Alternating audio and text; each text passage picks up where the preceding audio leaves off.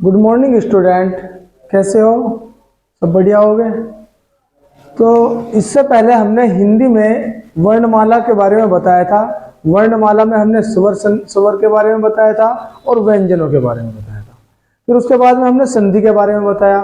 संधि में भी हमने स्वर संधि, व्यंजन संधि और विसर्ग संधि को कंप्लीट किया था।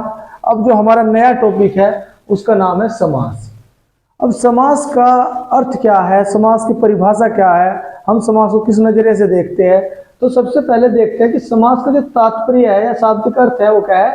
संक्षिप्तीकरण, यानी कि किसी बड़े रूप का छोटे रूप में कर देना, वो क्या होता है? संक्षिप्तीकरण होता है, यानी कि छोटा रूप। या दूसरे शब्दों में हम क्या कह सकते हैं इसको, कि जब दो या दो से अधिक शब्दों से मिलकर जो एक नया और छोटा शब्द बनता है, जो एक नया और छोटा शब्द बनता है, वो क्या कहलाता है? वो हमारा समास कहलाता है। ठीक है, तो समास के भेद के ऊपर बात आती है कि समास के भेद कितने हैं। अक्सर इसमें कई बार कंफ्यूजन हो जाता है कि समास के भेद कितने हैं या कितने प्रकार का है समास। तो मूल रूप से जब हम समास के भेद देखते हैं तो उसमें हमारे 4 भेद हैं। जो मूल रूप से देखते हैं उसमें समास के 4 भेद हैं, जबकि समास को मुख्यतः कितने रूप में, कितने भागों में बांटा गया है? उसमें हमारे 6 भाग है। अब मूल रूप में क्या है कि मूल रूप में अवयवी समास, तत्पुरुष समास, तत्पुरुष समास के अंदर ही कर्मधारय और द्विगु समास को रखा गया है। लेकिन जबकि सामान्यतः हम समास को पढ़ते हैं 6 भागों में, और 6 भाग जो है हमारे वो कौन कौन से हैं? जिसमें तो अवयवी समास है, दूसरा तत्पुरुष समास है, तीसरा हमारा कर्मधारय समास है, वहीं पर द्विगु समास, द्वंद्व समास और बहुब्रीहि समास। ये हमारे 4 भाग है इसके समास के। अब सबसे पहले हम देखते हैं अवयवी समास में। अवयवी समास या अवयवी भाव समास क्या होता है? अवयवी जिस समास पर, जिस समासिक पद का प्रथम पद अव्ययी हो। अव्ययी मतलब जो जिनका जो हमारे उसमें यूज होते हैं उपसर्गों में, और अंतिम पद संज्ञा हो। संज्ञा यानी कि मैं, टेबल, बोर्ड, ये सब संज्ञा है, जिसका भी हम नाम ले सकते हैं, जिनको हम जानते हैं, वे सब क्या है? संज्ञा या विशेषण, जो विशेषता हो किसी। तो वह क्या है? वह अवयवी भाव समास होता है, यानी कि उसको हम क्या कहते हैं? अवयवी भाव समास कहते हैं। हम इसमें उदाहरण देखते हैं कि कौन कौन से उदाहरण आते हैं इसमें देखते हैं। जैसे समासिक पद है, ये हमारा क्या हुआ? इसका छोटा रूप हुआ। और अगर इसका विग्रह होगा, यानी कि समास जो होगा वो किसी चीज का विग्रह होगा, और विग्रह का छोटा रूप हमारा ये होगा, हमारा क्या? समास। तो समासिक पद क्या है हमारा? यथाशक्ति। यथाशक्ति मतलब शक्ति के अनुसार। दूसरा क्या होगा? प्रत्यक्ष, यानी कि प्रत्यक्ष क्या मतलब? जो हमारी आंखों के प्रत्यक्ष है, यानी कि आंखों के जो सामने है। तो जैसे आपके सामने फिलहाल समास है, ये बोर्ड है, तो ये क्या हुआ? प्रत्यक्ष है। वहीं पर निर्भय, जिसके अंदर भय ना हो, बिना भय के हो, तो वो क्या होगा? हमारा निर्भय होगा। प्रोक्ष, आंखों के परे, जो आंखों से बहुत दूर है, जो हम नहीं देख पाते, वो क्या हुआ? आंखों से परे, यानी कि प्रोक्ष। बेकाम, बिना काम के, तो ये क्या हुआ? हमारा सामासिक पद बेकाम हुआ। और उसका जब हम विग्रह करते हैं, जब हम उसका तोड़कर अलग अलग शब्दों में लिखते हैं, तो वो क्या हुआ? बिना काम के। यानी कि जो हमारा अवयवी भाव समास है उसमें हमने क्या बताया था अभी? उपसर्ग का प्रयोग होता है। उपसर्ग कौन कौन से है? जैसे पर है, परा है, अनु है, अधि है, यथा है, सम है, सु है, वी है, ये सारे के सारे हमारे क्या है?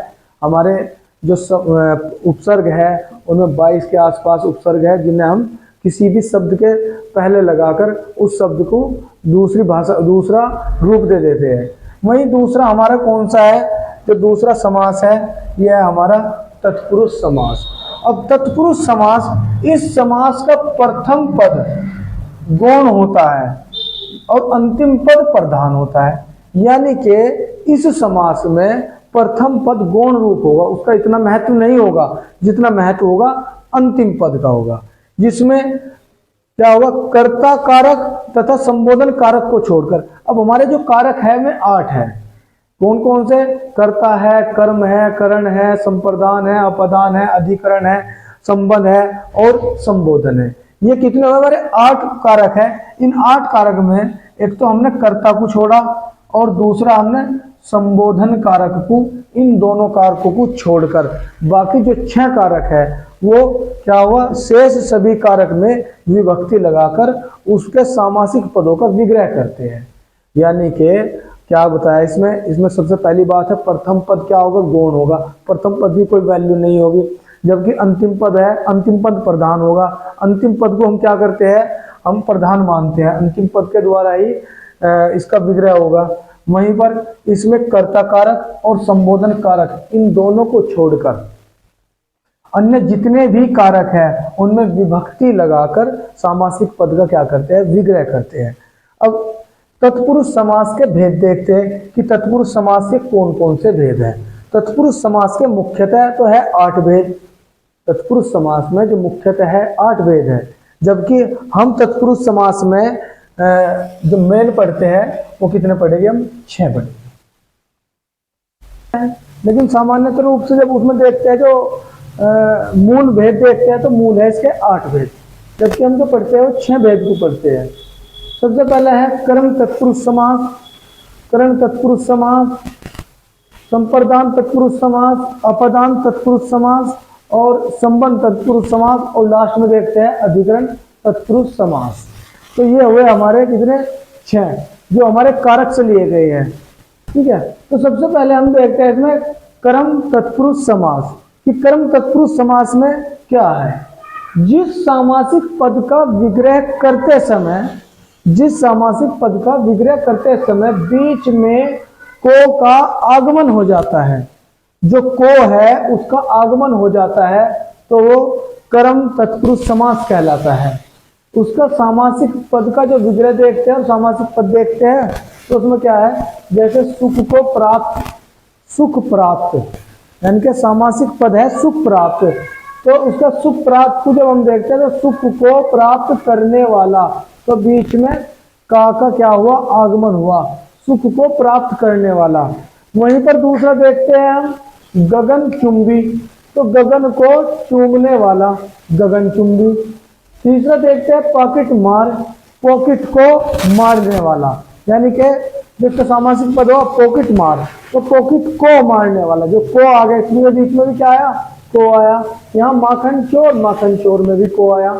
वहीं पर मोक्ष प्राप्त, मोक्ष को प्राप्त करने वाला, तो इसके अंदर भी क्या आया, इसके अंदर भी को का आगमन हुआ है। वहीं दूसरा देखते हैं हम करण तत्पुरुष समास। करण तत्पुरुष समास में क्या है, जिस सामासिक पद का विग्रह करते समय बीच में से का आगमन हो जाता है, से शब्द का आगमन होने पर तो क्या कहलाता है, करण तत्पुरुष समास कहलाता है। ठीक है, तो उसका सामासिक पद देखते हैं कि सामासिक पद है रस भरा, तो रस को भरा तो नहीं लिख सकते या रस भरा नहीं लिख सकते, तो रस से भरा, जो रस से भरा हुआ है वो रस भरा। दूसरा है रोगग्रस्त, जो रोग से ग्रस्त है वो कहलाएगा हमारा रोगग्रस्त। वहीं पर देखते हैं हम करुणापूर्ण, करुणा से पूर्ण, करुणा से भरा हुआ, यानी कि जो करुणा से पूर्ण है, पूर्ण रूप से करुणा उसके अंदर है। वहीं शोकाकुल, जो शोक से आकुल है, तो ये कौन सा हुआ हमारा, ये हुआ हमारा करण तत्पुरुष समास। वहीं हम तीसरा देखते हैं संप्रदान तत्पुरुष समास। संप्रदान तत्पुरुष समास में क्या है, जिस सामासिक पद का विग्रह करते हुए बीच में के लिए का आगमन हो जाता है, यानी कि इसके बीच में क्या है, सामासिक विग्रह, जब सामासिक पद का जब हम विग्रह करते हैं तो वहां क्या आ जाएगा, के लिए। तो के लिए इसमें सामासिक पद देखते हैं शिवा पूर्ण, शिवा के लिए अपूर्ण, माल गोदाम, माल के लिए गोदाम, राह खर्च, राह के लिए खर्च, यानी कि माल गोदाम, माल रखने के लिए जो गोदाम है तो माल के लिए गोदाम, राह खर्च, राह के लिए जो खर्च मिला हुआ है, राह यात्रा के लिए जो खर्च मिला है राह खर्च। रसोई घर, रसोई के लिए जो घर है, जो रसोई से खाना बनाने के लिए जो घर है। विधान सभा, विधान के लिए जो सभा है, गौशाला गाय के लिए जो शाला है, यानी कि गाय रखने के लिए गाय का जो स्थान है तो गौशाला। वहीं देखते हैं हम अपादान तत्पुरुष समास। तो इसका चौथा हुआ हमारा अपादान तत्पुरुष समास। जिस सामासिक पद का विग्रह करते समय बीच में से का आगमन हो जाता है, इसमें भी कौन सा हो रहा है, से का, लेकिन ये वह से है जो किसी चीज से दूर जा रहा है, टूट रहा है, अलग हो रहा है, तो ये वो वाला से है। तो से का आगमन हो जाता है तो वो अपदान तत्पुरुष समास कहलाता है। अब इसका सामासिक पद और विग्रह देंगे। चिंता से मुक्त, जो चिंताओं से मुक्त हो चुका, चिंता से मुक्त यानी चिंता मुक्त हो गया हुआ, जो चिंता से मुक्त हो चुका, चिंता से मुक्त। पथ भ्रष्ट, पथ से भ्रष्ट, जो पथ से अलग हो चुका, जो भ्रष्ट हो चुका वो पथ भ्रष्ट। बलहीन, जिसके अंदर बल ना हो, यानी कि जो बल से हीन हो वो बलहीन। बंधन मुक्त, जो किसी बंधन से मुक्त होगा वो होगा बंधन मुक्त। यानी कि इसमें क्या हुआ, ये सब चीज उससे दूर हट रही, अलग हो रही, ठीक है। वहीं पर हम देखते हैं पांचवा इसका भेद, अधिकरण, अधिकरण तत्पुरुष समास, यानी कि पांचवा यह है और छठा यह है। अधिकरण तत्पुरुष समास, जिस सामासिक पद का विग्रह करते समय बीच में या तो में या पर का आगमन हो जाता है तो वो क्या कहलाता है, अधिकरण तत्पुरुष समास कहलाता है। तो इसका सामासिक पद देख लेते हैं। इसका सामासिक पद में कौन कौन से है, जैसे नंबर 1 पे आप बीती, आप पर बीती, अपने आप पर जो बीती हुई है तो आप पर बीती, तो क्या कहलाऊगा, आप बीती। वहीं नगर प्रवेश, नगर पर प्रवेश नहीं लिख सकते, नगर में प्रवेश लिख सकते हैं, नगर में प्रवेश। कला प्रवीण, कला में प्रवीण, कोई किसी कला में प्रवीण है, कोई लिखने में, कोई चित्रकारी में, तो उसका क्या लिखेंगे हम, कला में प्रवीण। वनवास, वन में वास करने वाला, जो वनवासी हो। वहीं सर्वोत्तम, सर्वोत्तम जो सभी में उत्तम, सभी में उत्तम। तो यहाँ क्या हुआ, यहाँ में का आगमन हुआ, अधिकरण में किसका हुआ, में का हुआ, अपदान में से का हुआ, संप्रदान में के लिए हुआ, और आपका तत्पुरुष में को का आगमन हुआ। वहीं जब हम देखते हैं करण, तो इसमें करण में हमारा क्या हुआ, से का आगमन हुआ। इसका स्क्रीनशॉट ले लो आप।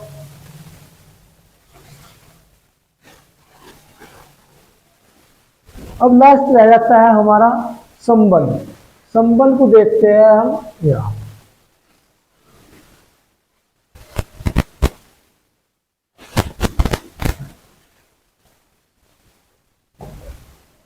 संबंध तत्पुरुष समास,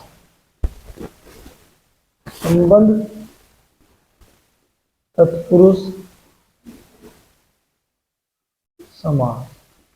संबंध तत्पुरुष समास में क्या देखते हैं कि वह क्या, कि जिस सामासिक पद का विग्रह करने पर, क्या है इसकी क्या परिभाषा होगी, जिस सामासिक पद का विग्रह करने पर, जब विग्रह करेंगे तो उसके बीच में, करने पर तो उसके बीच में का, की, के का आगमन हो जाता है तो क्या कहलाता है, संबंध तत्पुरुष समास कहलाता है। यानी कि जिस सामासिक पद का विग्रह करते हुए उसके बीच में का, की और के का आगमन हो जाता है वो क्या कहलाता है हमारा, वो कहलाता है हमारा संबंध तत्पुरुष समास। तो वहां पर इसका सामासिक पद देखते हैं, सामासिक पद और इसका विग्रह देखते हैं। सामासिक पद में क्या है, सामासिक पद में सबसे पहले देखते हैं हम गंगा जल, गंगा जल। तो इसका क्या हुआ, गंगा का जल, क्या हुआ, गंगा का जल। राजभवन, राजभवन राजा का भवन। वही देखते हैं देश सेवा, देश सेवा, देश की सेवा। वही देखते हैं हम वीर पुत्र, वीर पुत्र। तो ये हुआ हमारा वीर का पुत्र। तो ये जितने भी हुए हमारे, तत्पुरुष हुआ, उससे पहले जो हमने कराए आपका जो समास किया, अव्ययी भाव समास, तो वो हमारा कंप्लीट होगा। अब नेक्स्ट वीडियो में हम आपको कराएंगे कर्मधारय समास, द्विगु समास, द्वंद्व समास और बहुब्रीहि समास। धन्यवाद।